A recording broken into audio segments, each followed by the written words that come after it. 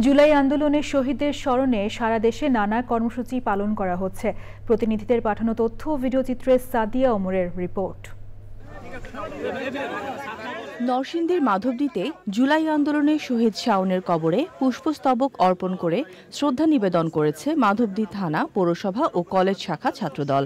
শ্রদ্ধা জানান বিএনপির যুগ্ম মহাসচিব ও জেলা বিএনপির সভাপতি খায়রুল কবির খোকন।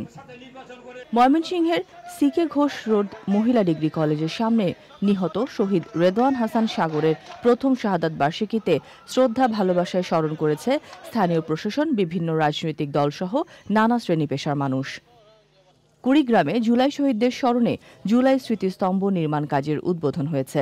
উদ্বোধন করেন জেলা প্রশাসক নুসরাত সুলতানা ও শহীদ নূর আলমের স্ত্রী খাদিজা বেগম। শহীদদের স্মরণে নোয়াখালীতে এক শহীদ এক বৃক্ষ কর্মসূচি পালন করা হয়েছে।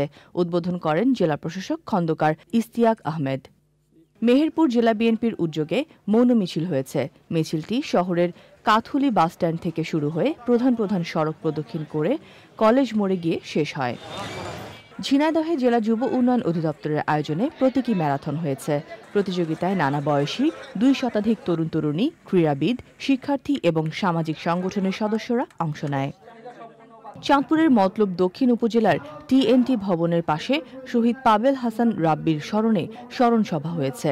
উপস্থিত ছিলেন ড্যাব সভাপতি ডক্টর সরকার মাহমুদ আহমেদ শামীম। ঝিনাইদহে মৌন মিছিল করেছে জেলা BNP. Sadia Omar, channel I.